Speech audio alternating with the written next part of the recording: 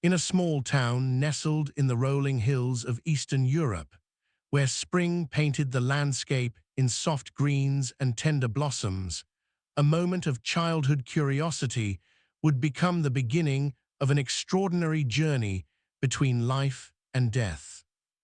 2-year-old Sofia lived with her parents in a modest house where the kitchen windows caught the morning sun. On that fateful May morning, while the scent of her mother's cooking still lingered in the air, little Sofia's attention was drawn to something she had never noticed before: a small device attached to the gas stove, its metallic surface gleaming with unspoken danger. The house was unusually quiet that morning. Elena, Sofia's mother, was in the bathroom adjacent to the kitchen, and her father, Marcus, was tending to something in the yard. The silence would soon become the harbinger of what was to come. With the fearless curiosity that only a child could possess, Sofia reached out her small left hand toward the electronic lighter. The device, carrying 260 volts of lethal current, waited like a sleeping serpent. As her tiny fingers made contact, time seemed to freeze for a fraction of a second before the world exploded into chaos.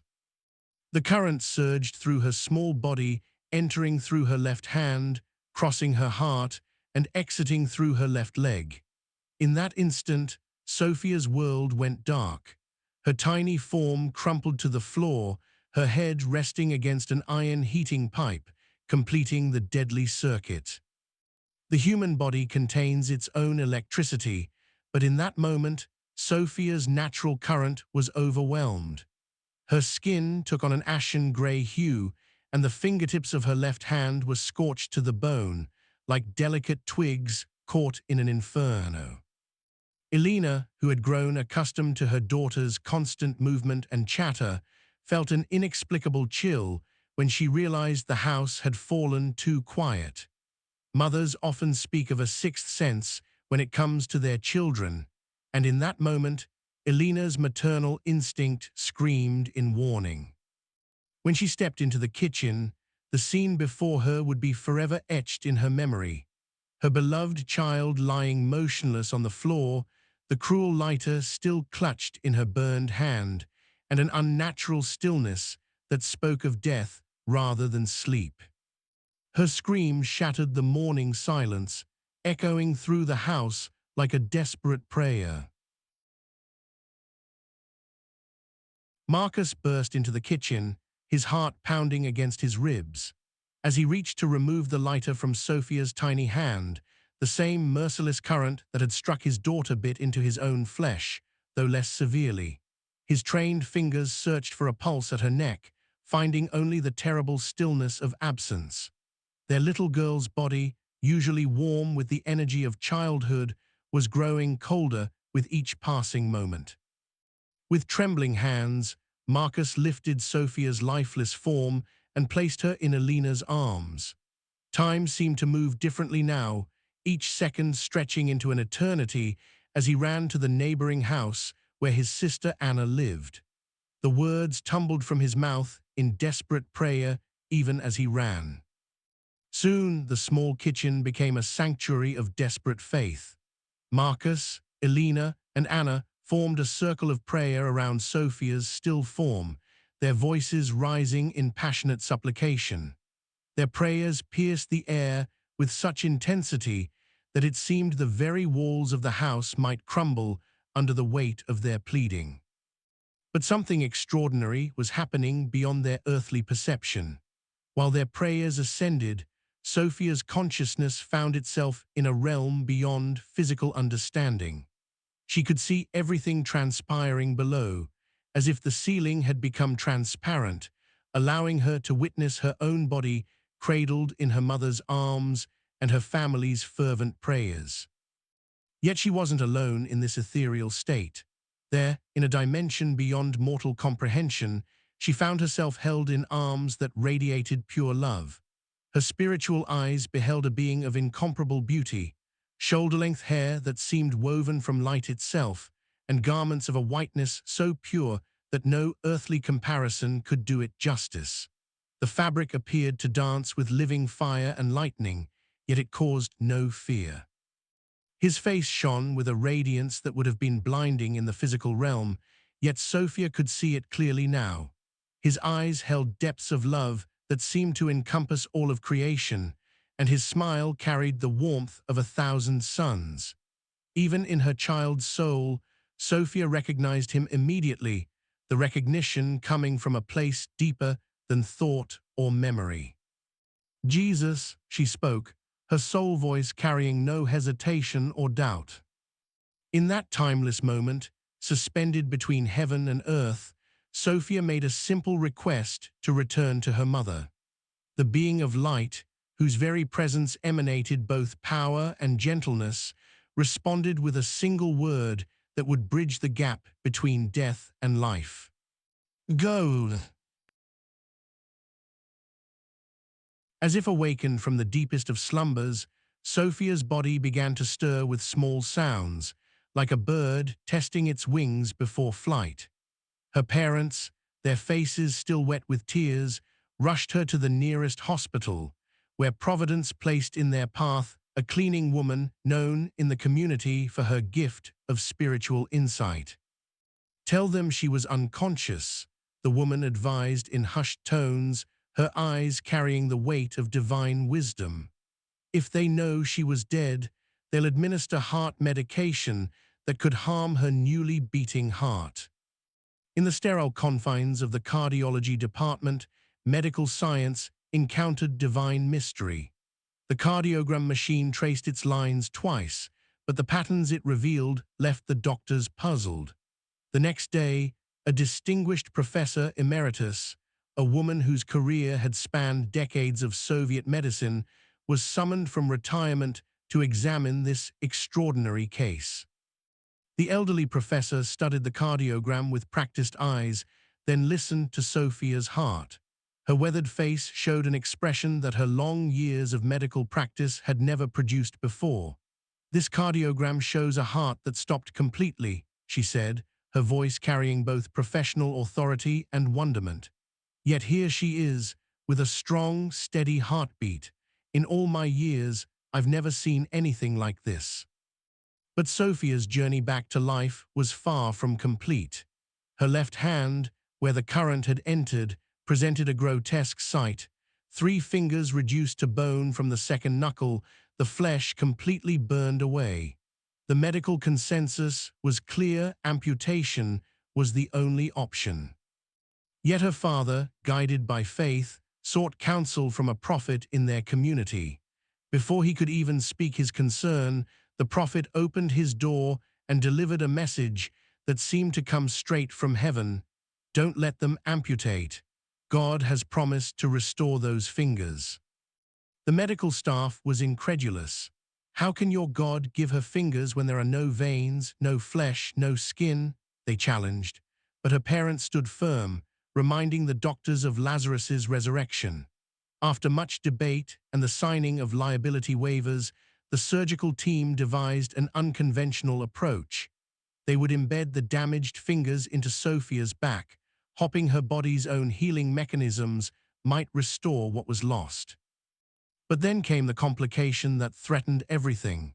During the doctor's vacation, proper wound care was neglected and infections set in. Blood poisoning followed, turning Sophia's skin a sickly shade of green. The medical team now fought not to save her fingers, but to save her life. For a month and a half, they tried every treatment available, watching helplessly as sepsis tightened its grip on the little girl's body. The final adult treatment they considered came with a terrible price. It might save her life, but leave her mentally impaired. It was then that her parents invoked their right to seek spiritual intervention, remembering the biblical instruction to call for the church elders in times of sickness. Against medical advice, they took their daughter home, her hand still attached to her back, to seek healing through prayer. In the humble church where faith flowed like a river, the elders gathered around Sophia. Their weathered hands anointed her with oil, their prayers rising like incense to heaven. As they prayed, a transformation began. The sickly green tinge of her skin gave way to healthy pink, like dawn breaking through darkness. The rosy flush of health returned to her cheeks, defying medical explanation. When they brought her back to the hospital, the nurses' skepticism manifested in repeated blood tests. They drew her blood once, then again, disbelieving the results that seemed impossible. The laboratory calls came in rapid succession, each confirming what Faith had already known: Sofia's blood was completely sterile, free from any trace of the deadly sepsis that had threatened her life just days before. The head of the department, a woman who had built her career on scientific certainty, ordered test after test, unable to reconcile yesterday's dying child with today's miracle. Even cultivation tests for fungal infection came back negative, and DNA tests confirmed Sofia's identity remained unchanged despite numerous blood transfusions. But the greatest miracle was yet to come. When the time arrived to separate Sofia's hand from her back, they faced another crisis. Her veins, collapsed from countless needle pricks, offered no easy access for anesthesia. After a failed attempt at her ankle, only one dangerous option remained: the carotid artery, a direct line to her heart where one wrong move could prove fatal. In what could only be described as divine irony, the steady hands that found that precise spot belonged to an anesthesiologist known to have a trembling drug addiction. Yet in that crucial moment, his hands moved with supernatural precision, guided by something beyond human understanding. While Sofia lay in surgery, her mother stood by a hospital window, wrapped in prayer. In that moment, she received a vision: her daughter, 15 or 16 years old, sitting on a park bench, her left hand complete with all fingers draped casually over the backrest. The vision felt more like a promise than a dream. When the surgeons finally separated Sofia's hand from her back, they discovered something that defied medical science. Where there had been only bone, new fingers had grown. The head of the department, herself an Orthodox believer, struggled to comprehend this manifestation of divine power. "How can this be?" she asked Sofia's mother, her medical training wrestling with undeniable miracle. "Because nothing is impossible for the living God," came the simple reply.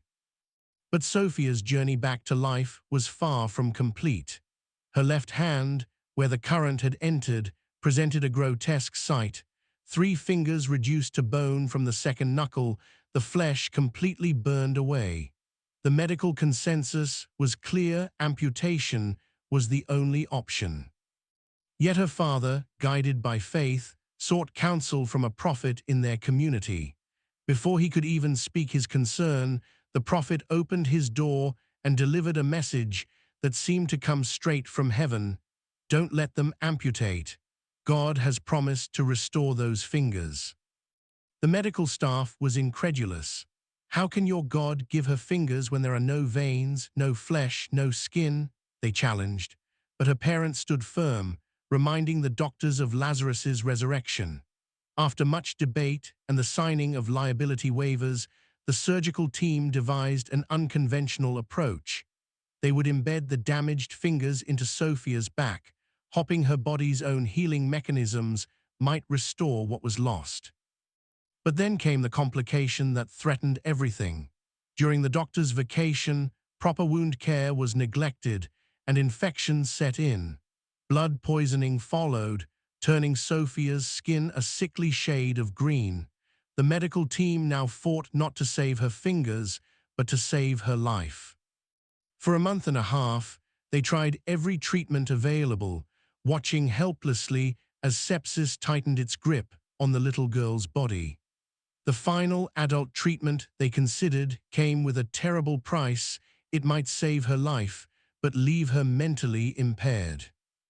It was then that her parents invoked their right to seek spiritual intervention, remembering the biblical instruction to call for the church elders in times of sickness. Against medical advice, They took their daughter home, her hand still attached to her back, to seek healing through prayer. During Sofia's recovery in the sterile hospital room, she received a visitor that no medical chart would record. Jesus appeared at her bedside, just as she had seen him in the ethereal realm. He sat beside her, his presence filling the room with indescribable peace. He held her healing hand in his own, his eyes meeting hers with the same unconditional love that had embraced her soul between life and death. The tender smile he gave her carried all the warmth of heaven itself. 3 months later, Sofia left the hospital with her fully restored hand, a living testament to divine intervention. But her extraordinary encounters weren't over yet. One Sunday morning, as sunlight streamed through the stained glass windows of their church, Sofia sat with her family in the second-floor balcony. Her eyes were drawn to the space above the choir and presbyters, where she saw him again. There, suspended in the air like a monarch on an invisible throne, was the radiant figure she had come to know so well. Unable to contain herself, she pointed excitedly, her child's voice ringing out across the sanctuary, "Mama, Mama, there's that kind white man who stayed with me in the hospital." The congregation turned, straining to see what the child saw, but this vision was meant for Sofia alone, a final earthly glimpse of her heavenly protector. Years passed, and Sofia grew into a young woman, her restored left hand serving as a daily reminder of the miracle that had marked her life. Her story spread far beyond their community, crossing borders and oceans, touching hearts and rekindling faith wherever it was told. The small kitchen where death had once claimed her became a place of testimony, the gas stove a reminder not of tragedy, but of triumph. The scars on her hand, rather than speaking of loss, testified to restoration. Even the medical records in the hospital archives stood as evidence that science alone cannot explain all of life's mysteries. Sofia's experience bridged the gap between the seen and unseen, between the physical and spiritual, between death and life itself. Her testimony joined the ancient lineage of miraculous healings, proving that the God who raised Lazarus still moves among his people, that the Jesus who walked on water still reaches out to touch broken bodies and restore severed souls. In the end, her story wasn't just about a medical miracle or a supernatural encounter. It was about a love so powerful it could call a child back from death, restore what was lost, and leave an indelible mark on all who heard it. It was about a God who is, as Sofia would often say, yesterday, today, and tomorrow, always the same. And somewhere, in a park on a sunny afternoon, a young woman sits on a bench, her fully formed left hand draped casually over its back, living proof that with God, nothing is impossible.